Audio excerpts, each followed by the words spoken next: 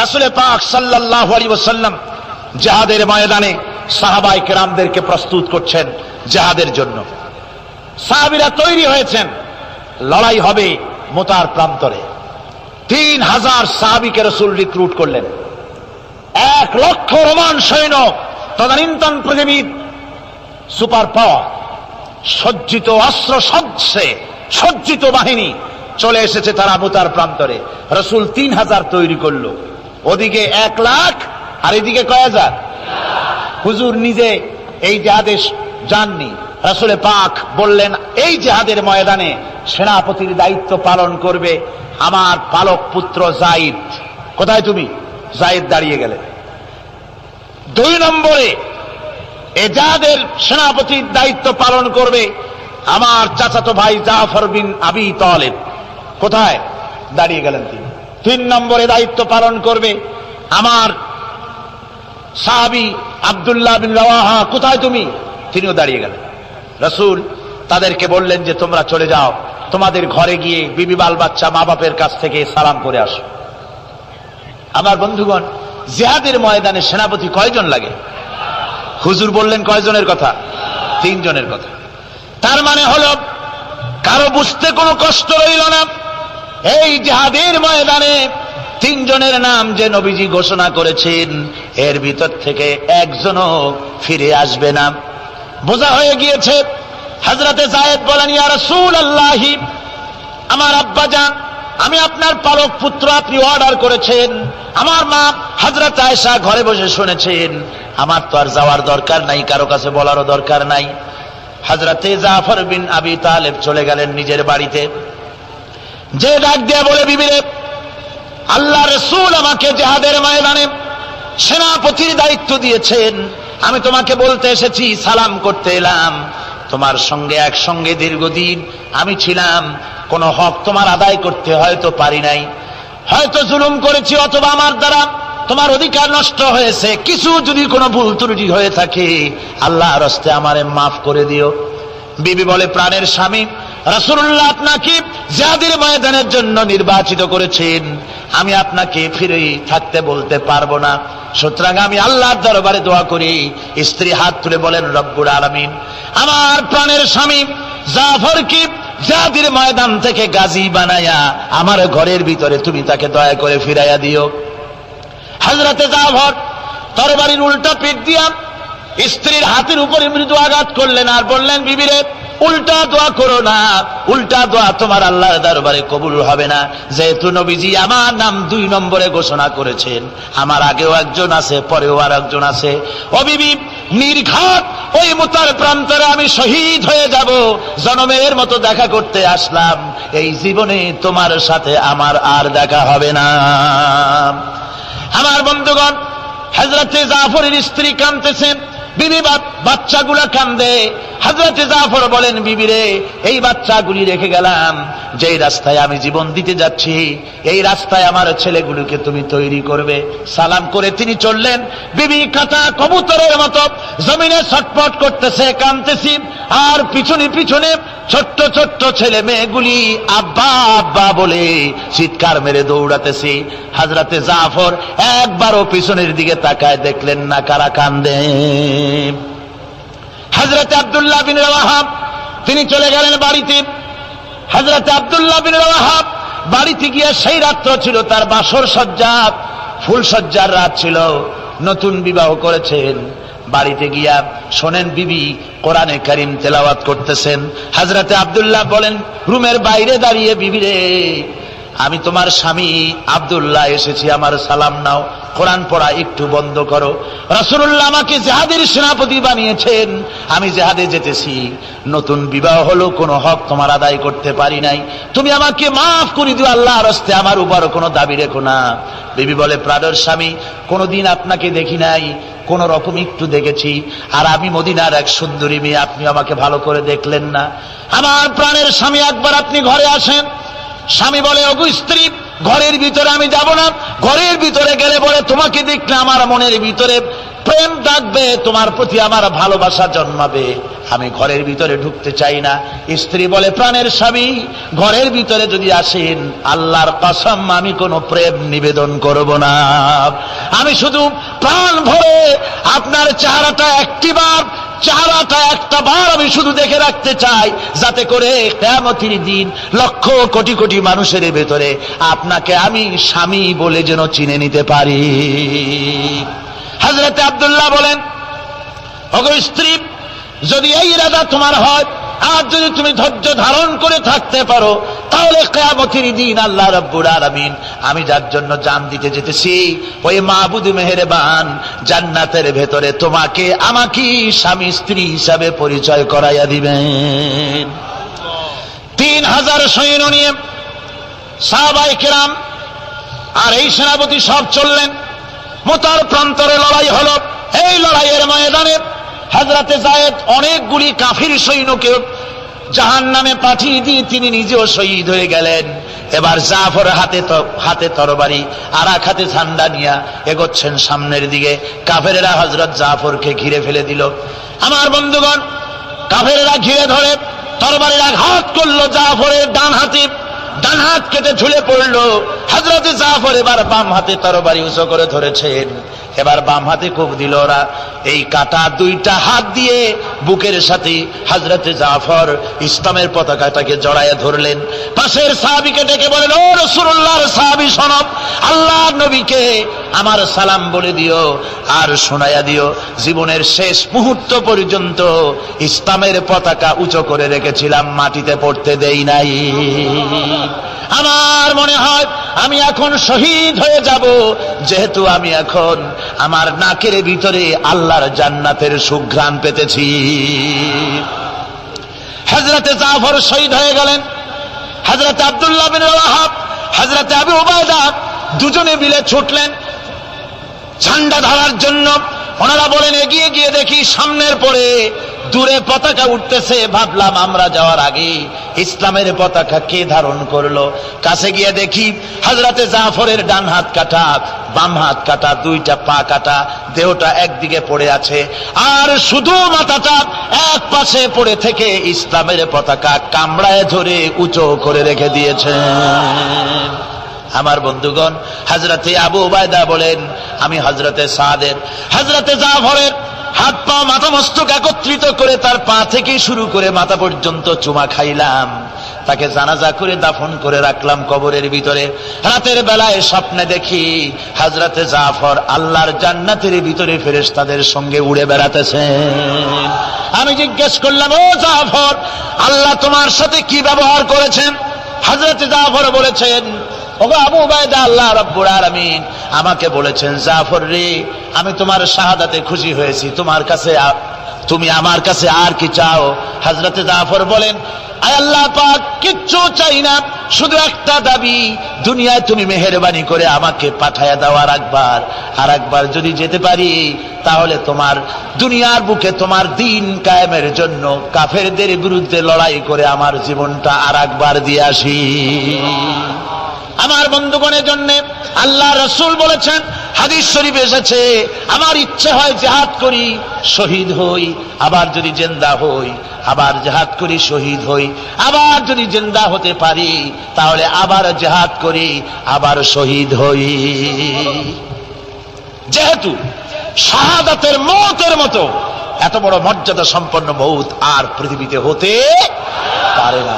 আমার ভাইরা, ইসলামের জন্য জান দেওয়ার জন্য, মাল দেওয়ার জন্য সাহাবায়ে কেরাম এভাবে প্রস্তুত ছিলেন। নিজেদের জীবন তারা আল্লাহর সামনে নজরানা পেশ করেছেন, শহীদ হয়েছেন, আল্লাহ দ্বীন কায়েমের জন্য তারা প্রচেষ্টা করেছেন। হযরত আলী রাদিয়াল্লাহু তাআলা আনহু ওই যে খায়বারের যুদ্ধে, সেইখানে কেউ খায়বারের এই দুর্গ মুসলমানদের হাতে আসে না, প্রতিদিন যুদ্ধ হচ্ছে, অথচ যুদ্ধে কোনো ফলাফল দেখা যাচ্ছে না। ফজরের নামাজ, এশার নামাজের পর হুজুর বলছেন, ও সাহাবীরা, আগামীকাল আমি এমন এক ব্যক্তির হাতে ইসলামের ঝান্ডা তুলে দেব যাকে আল্লাহ এবং আল্লাহ রাসূল বেশি ভালোবাসেন এবং তিনিও আল্লাহ এবং আল্লাহ রাসূলকে বেশি ভালোবাসেন, আর তার হাতেই বিজয় হবে। হযরত ওমর রাদিয়াল্লাহু তাআলা আনহু বলেন, আমার এরকম পেরেশানির রাত জীবনে আর কখনো গেছে কিনা জানি না, আমি সারা রাত পেরেশান ছিলাম যে ওই ব্যক্তিকে আমি হতে পারবো। ফজরের নামাজের পর আল্লাহর নবী বলছেন, সাহাবীরা আমার আলী কোথায়, তাকে দেখছি না কেন?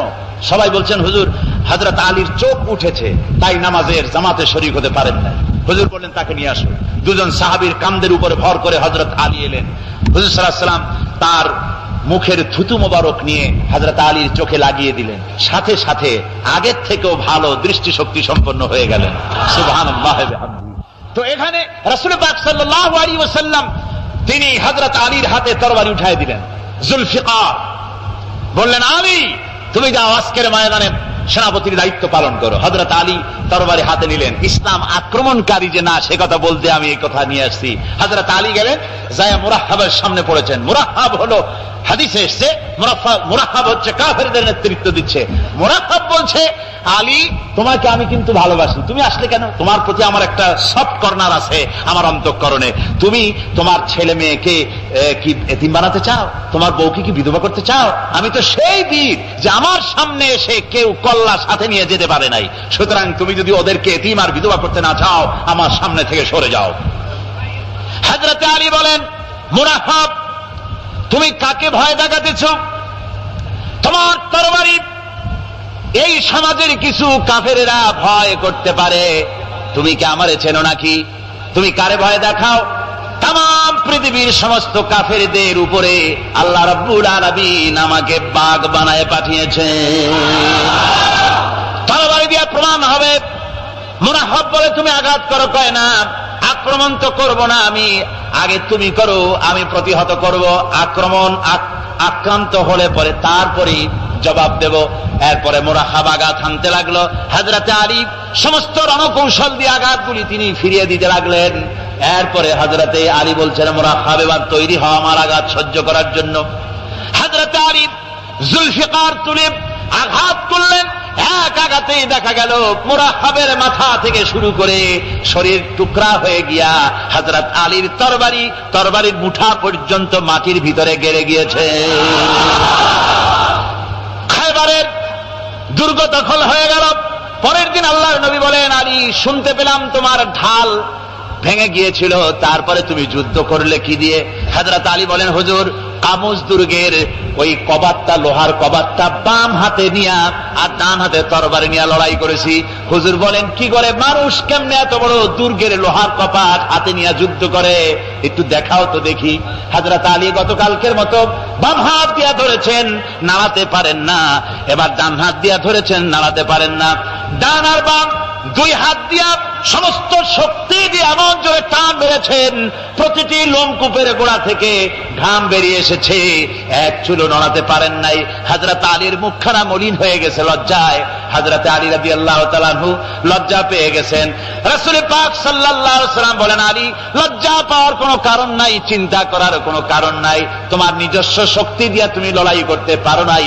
এত বড় লোহার দরজা নিয়ে কবাট নিয়ে মানুষ সেভাবে লড়াই করতে পারে না। আল্লাহ তার দ্বীনকে বিজয়ী করার জন্য তোমার ভিতরে আল্লাহ রাব্বুল আলামিন ক্ষমতা দিয়েছিলেন। জোরে বলেন সুবহানাল্লাহ। আল্লাহ রাব্বুল আলামিন এই জিহাদের ময়দানে যখন মানুষ আসে আল্লাহ তাদের উপরে মদদ দান করেন। আমার বন্ধুগণ, আল্লাহর দ্বীনকে জমিনের উপরে প্রতিষ্ঠিত করার জন্য যদি আমরা আজও যদি ঐক্যবদ্ধ হই দ্বীন কায়েমের জন্য, তাহলে আল্লাহ রাব্বুল আলামিন আমাদেরকে মদদ করবেন। আল্লাহ পাক কোরআনে কারীমের মধ্যে বলেছেন ওয়া কানা হাক্কান আলাইনা নাসরুল মুমিনিন। মুমিনদেরকে সাহায্য করা আমি আল্লাহর জন্য ওয়াজিব হয়ে যায়। জোরে বলেন সুবহানাল্লাহ। মুমিনদের জন্য সাহায্য করা আল্লাহর জন্য কি হয়ে যায়? ওয়াজিব হয়ে যায়। ভাইরা একটু বৃষ্টি সহ্য করেন না, খুব বেশি বৃষ্টি। আচ্ছা এটা রহমত। এটা কি রহমত? আমার ভাইরা জিহাদের ভিতরে সাহাবায়ে কিরাম আল্লাহর জান্নাতে যাওয়ার জন্য তারা জিহাদ করেছেন। তারা দেশ দখলের জন্য জিহাদ করেন নাই, দিন প্রতিষ্ঠার জন্য লড়াই করা ফরজ। দিন প্রতিষ্ঠার জন্য লড়াই করা কি? যেরকম কি? আর এই ফরজ দায়িত্ব পালন করতে গিয়ে যদি কেউ মারা যায় তাহলে কোথায় যাবে? কোথায় যাবে? ওই শাহাদাতের মওত হচ্ছে একটা সেতু, একটা সেতু বা একটা ব্রিজ, একটা শাখো, এপারে দুনিয়া ওপারে আল্লাহর জান্নাতুল ফেরদাউস। জোরে বলেন সুবহানাল্লাহ। এই জন্য হযরত ওমর ফারুক রাদিয়াল্লাহু তাআলা আনহু সব সময় দোয়া করতেন, আল্লাহুম্মা রযুকনি শাহাদাতান ফি সাবিলিক ওয়াজআল মাউতি ফি বালাদি রাসূলিক। আল্লাহ রাব্বুল আলামিন, আমাকে রাসূলের শহরে মওত দাও আর আমাকে তোমার দ্বীনের রাস্তায় শাহাদাত মঞ্জুর করো। জোরে বলেন আমিন। এটা আমাদের দোয়া, আমারও দোয়া, আমার সারা জীবনের স্বপ্ন, সারা জীবনের স্বাদ, আল্লাহ যেন শাহাদাতের মওত নসিব করে দেন। জোরে বলেন আমিন। এর থেকে উন্নত মানের মওত আর নাই। ওই প্যারালাইসিস হয়ে বিছানায় পড়ে তড়পায় তড়পায় মরার কোনো দাম নাই। দুনিয়ার বুকে বিড়ালের জিন্দেগি বছর করার 500 বছর বেঁচে থাকার দাম নাই। সিংহের মতো 1 সেকেন্ড বেঁচে থাকার দাম আছে, ঠিক কিনা? আর মওত, প্লীহা, যকৃত, typhoid, paralysis, diabetes, heart attack, kidney পচে যাওয়া, হাবিজাবি মওতের চাইতে আল্লাহর রাস্তায় জিহাদ করে শাহাদাতের মওত সর্বশ্রেষ্ঠ মওত। জোরে বলেন সুবহানাল্লাহ। আমার ভাইরা, রাসূলে পাক সাল্লাল্লাহু আলাইহি ওয়াসাল্লাম তিনি মদিনা মুনাওয়ারায় এসে প্রথম যে জিহাদের সম্মুখীন হলেন, ওইটার নাম কি? কোন জিহাদ? বদর। কোন জিহাদ? বদরের জিহাদ। সেই বদরের মাঠে জিহাদের জন্য রাসূল সাহাবীদেরকে তৈরি করতেছেন। তো আপনারা চিন্তা করেন বিষয়টা, জিহাদ করতে হবে। এই বদরে সাহাবীরা জিহাদ করবে কাদের বিরুদ্ধে? নিজের বাপের বিরুদ্ধে। রাসূল পাক খুব চিন্তিত হলেন যে সাহাবীদেরকে কিভাবে উদ্বুদ্ধ করা যায়। হুজুর জিহাদের কথাই বলতেছেন যে এখন বদরে আমাদের টিকে থাকার প্রশ্ন, এইটা মুসলমানদের টিকে থাকার প্রশ্ন, বদরের যুদ্ধ, বদরের এই জিহাদটা। হুজুর যখন এগুলি বলতেছেন, হযরত মিকদাদ রাদিয়াল্লাহু তাআলা আনহু রাসূলের একজন জলিলুল কদর সাহাবী, তিনি দাঁড়িয়ে বলছেন, হে আল্লাহর রাসূল, কেন আপনি চিন্তা করছেন? ইমজি বিনা ইয়া রাসূলুল্লাহ হাইসুমা তাশা। হে আল্লাহর রাসূল, আপনি আমাদেরকে নিয়ে চলুন যেদিকে আপনার খুশি। হাইসুমা আমারাকাল্লাহ, যেদিকে আল্লাহ আপনাকে নির্দেশ করেন সেদিকে আমাদের নিয়ে আপনি সেদিকেই চলুন। ইন্না লা নাকুলু লাকা কামা ক্বালা বনু ইসরাঈল লিমূসা আলাইহিস সালাম ইযহাব আনতা ওয়া রাব্বুকা ফাকাতিলা ইন্না হাহুনা কায়িদুন। বুখারী শরীফের হাদিস। হযরত মিকদাদ রাদিয়াল্লাহু তাআলা আনহু বলছেন, হে আল্লাহর রাসূল, আপনি আমাদের নিয়ে চলুন, আল্লাহ যেদিকে আপনাকে আমাদের নিয়ে যেতে বলেন সেই দিকে নিয়ে যান। আমরা মুসা আলাইহিস সালামের উম্মতের মতো বলবো না যে হে মুসা আপনি আর আপনার আল্লাহ দুজন গিয়া যুদ্ধ করেন, আমরা এখানে বসে থাকি, এমন কথা আমরা বলবো না। বাল ইযহাব আনতা ওয়া রাব্বুকা ফাকাতিলা ইন্না মাকুমা মুকাতিলুন। ও নবী, বরং আমরা বলবো আপনি চলুন আমাদের নিয়ে, আপনি এবং আপনার আল্লাহ চলুন জিহাদের ময়দানে, আমরা আপনার সঙ্গে জিহাদ করব, লড়াই করব সেই পর্যন্ত। মাদামাত মিন্না মাদামাত আইনুম মিন্না তাতাররাফ, যতক্ষণ পর্যন্ত আমাদের একটা চক্ষুর পলক পড়ে, যতক্ষণ পর্যন্ত একটা চোখের পাতা নড়ে, ততক্ষণ পর্যন্ত আমরা কাফেরদের বিরুদ্ধে লড়ব। সুবহানাল্লাহ ওয়া বিহামদিহি। যতক্ষণ চোখের পাতা নড়ে ততক্ষণ পর্যন্ত লড়ব, নিয়ে চলুন আমাদেরকে। হুজুর খুব খুশি হলেন। আহারে, রাসূল পাক সাল্লাল্লাহু আলাইহি ওয়াসাল্লাম দারুণ ভাবে খুশি হয়ে গেলেন। হুজুর বললেন, ও সাহাবীরা, তোমাদের মানসিক অবস্থা যখন এই, কুমু বিনা ইলা জান্নাতিন, চলো আমার সাথে বেহেশতের দিকে। সুবহানাল্লাহ, সবাই বলেন সুবহানাল্লাহ। কুমু বিনা ইলা জান্নাতিন আরদুহা কারদিস সামাওয়াতি ওয়াল আরদ, সেই বেহেশতের দিকে চলো যে বেহেশতের বিশালতা, প্রশস্ততা এই পৃথিবী এবং আকাশের চাইতে অনেক বড়, সেই বেহেশতের দিকে চলো। ফাকামা উমাইর বিন হামাম ওয়া কানা ইয়াকুলুত তামার। হযরত উমাইর বিন হামাম এক যুবক, তিনি দাঁড়িয়ে গেলেন।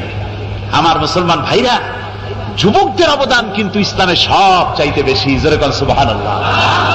কাদের অবদান বেশি? যে সর্বপ্রথম ইসলাম কবুল করেছে কারা? যুবকরা। হযরত আবু বকর, হযরত ওমর রাদিয়াল্লাহু তাআলা আনহু, তাদের বয়স যুবক বয়স ছিল, যুবক বয়সে তারা ইসলাম কবুল করেছেন। হযরত আলী যুবক ছিলেন, এই জন্য যুবকদের ইবাদতের সওয়াব বেশি।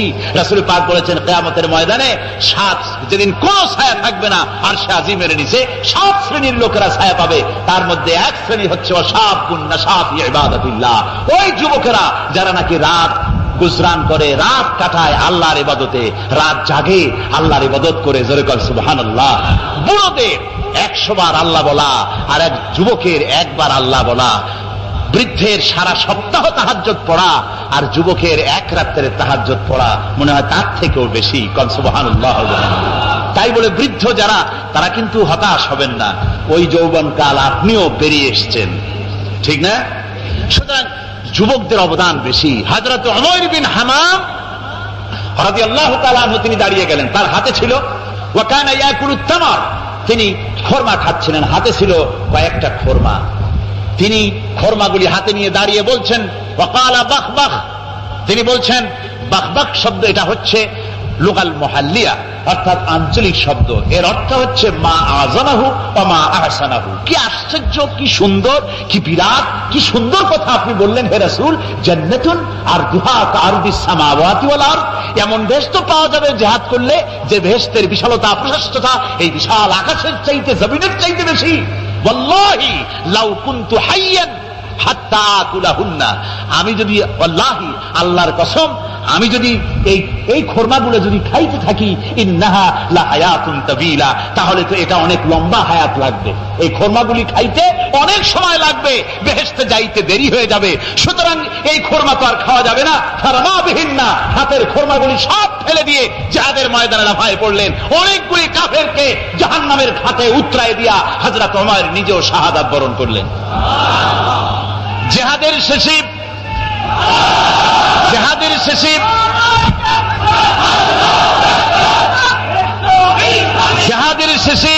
শহাদায়ে বদরের সমস্ত শহীদদের লাশ এক জায়গায় এনে সাহাবীরা বললেন, হে আল্লাহর রাসূল, আপনি যখন জান্নাতের বর্ণনা দিতেছিলেন তখন যে যুবকটা খরমা খেতেছিল আর জান্নাতের আশায় হাতের খরমা ফেলে দিয়েছিল, যেই খরমাগুলি খাইতে গেলে তো সময় লাগবে অনেক, বেহেশতে যেতে দেরি হয়ে যাবে, এই কথা মনে করে হাতের খরমা ফিকে ফেলে জিহাদের ময়দানে এসে শাহাদাত বরণ, যে যুবকটি জিহাদ করেছিল তার লাশে সেও শাহাদাত বরণ করেছে। রাসূল পাক হযরত ওমরের চেহারার দিকে লক্ষ্য করে তার দিকে অঙ্গুলি সংকেত করে হুজুর বলছেন, ইন্নাকা মিন আহলিহা। ওমর, যে বেহেশতের জন্য তুমি খরমা খাওয়ার ধৈর্য ধরতে পারো নাই, আমি নবী সাক্ষী দিচ্ছি তুমি সেই জান্নাতের অধিবাসী। আমার ভাইরা, ওই জান্নাতে যাওয়ার জন্য, আল্লাহর দ্বীনকে প্রতিষ্ঠার জন্য আমাদেরকে ঐক্যবদ্ধ হতে হবে।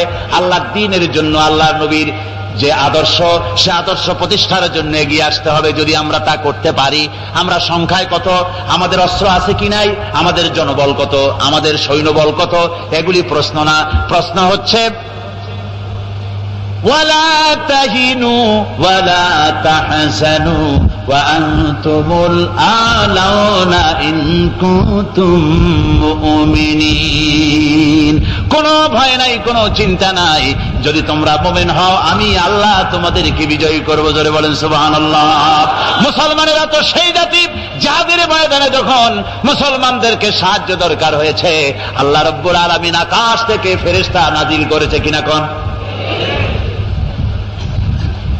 কবি বলছেন, ফিজায়ে বদরি पैदा कुन फरिश्ते तेरी नसरत को उतर सकते गर्दों से कतर अंदर कतार भी। বদরের মুসলমানদের মতো ঈমান যদি আজও তোমরা আনতে পারো, তোমাদের ভিতরে হয়ে যায়, তাহলে আল্লাহ রাব্বুল আলামিন তোমাদের জন্য কাতারে কাতারে ফেরেশতা তোমাদের জন্য নাজিল করে দিতে পারেন।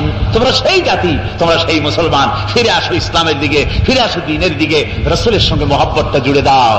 কি মুহাম্মদ সি ওয়াফাতুন তু হাম তেরে হ্যাঁ, ये जहां चीज ही क्या लोहे कलम तेरे। মুহাম্মদ সাল্লাল্লাহু আলাইহি ওয়াসাল্লামের সঙ্গে তুমি যদি মহব্বতের সম্পর্ক স্থাপন করতে পারো, অনুসরণ আর অনুকরণের, তাহলে আকাশ আর জমিন তো দূরের কথা, লৌহ কলম পর্যন্ত আল্লাহ তোমার জন্য করে দিবেন। আমিন। রব্বানা যালামনা أنفسنا وإن لم تغفر لنا وترحمنا لنكونن من الخاسرين ربنا لا تزغ قلوبنا بعد إذ هديتنا وهب لنا من لدنك رحمة إنك أنت الوهاب আয় আল্লাহ তাআলা, লক্ষ জনতা নিয়ে তোমার দরবারে গুনার বোঝা মাথায় নিয়ে হাত তুলেছি, দয়া করে তোমার আরশে আজিম থেকে আমাদের দিকে রহমতের নজরে তাকাও, আমাদের জীবনের সমস্ত গুনাহ খাতা মাফ করে দাও, আমাদেরকে তোমার মকবুল বান্দাদের মধ্যে আমাদের শামিল করে নাও। রব্বুল আলামিন, আমাদের আলোচনার সওয়াব জনাবে মুহাম্মদ রাসূলুল্লাহ সাল্লাল্লাহু আলাইহি ওয়াসাল্লামের রূহ মুবারকে পৌঁছায়া দাও। আয় আল্লাহ তাআলা, এই মাহফিলের আয়োজন যারা করল, লক্ষ লক্ষ টাকা ঋণগ্রস্ত তারা হয়ে আছেন, তোমার বান্দাদেরকে এই বিশাল কোরআনের মাহফিলে সহযোগিতা করার তৌফিক দান করে দিও রব্বুল আলামিন। আয় আল্লাহ তাআলা, আজকের মাহফিলে যত রাজনৈতিক দলের নেতা এবং কর্মীরা এসেছেন, আমার ওই সব সম্মানিত ভাইদেরকে এই কথা বোঝার তৌফিক দাও। পুঁজিবাদ, সমাজবাদ, ধর্মনিরপেক্ষ মতবাদ দিয়া শান্তি হবে না, শান্তি হবে ইসলামে, শান্তি হবে কোরআনে, শান্তি হবে তোমার নবীর অনুসরণে। এই কথাগুলি সব রাজনৈতিক দলের নেতা আর কর্মী ভাইদেরকে বোঝার তৌফিক দিয়া দাও রব্বুল আলামিন। যারা বর্তমানে সরকার চালাচ্ছেন, ক্ষমতায় যারা আছেন, হায় আল্লাহ, তাদের মন মগজের মধ্যে ইসলামের সঠিক জ্ঞান দান করে দাও রব্বুল আলামিন। আমার দেশের কলেজ বিশ্ববিদ্যালয়ের মুসলমান ছাত্র ছাত্রীগুলিকে আল্লাহ বিদেশি স্বদেশী সব রকমের ষড়যন্ত্রের হাত থেকে আল্লাহ তুমি রক্ষা করো রব্বুল আলামিন। এই মাহফিলকে তোমার দরবারে মঞ্জুর করো। আল্লাহ তাআলা, আমাদের রোগ ব্যাধিকে তুমি মাফ করো। আগামীকাল এই মাহফিলের শেষ দিন, এই মাহফিল তোমার দরবারে, আমরা তোমার দরবারে আরজ করি, মাহফিল পরিচালনার দায়িত্ব তুমি নিজের কুদরতি হাতে গ্রহণ করো আল্লাহ। আল্লাহ, মানুষকে হেদায়েত দাও, হেদায়েতের নিয়ামত দিয়ে আমাদের ধন্য করো, কোরআন বোঝার তৌফিক দাও। ইসলামের প্রতি যাদের মনের মধ্যে বিদ্বেষ, আল্লাহ, মুসলমান সাংবাদিক, মুসলমান কবি, মুসলমান সাহিত্যিক, মুসলমান রাজনীতি, অথচ ইসলামের বলে মৌলবাদ, ইসলামের বলে সাম্প্রদায়িক,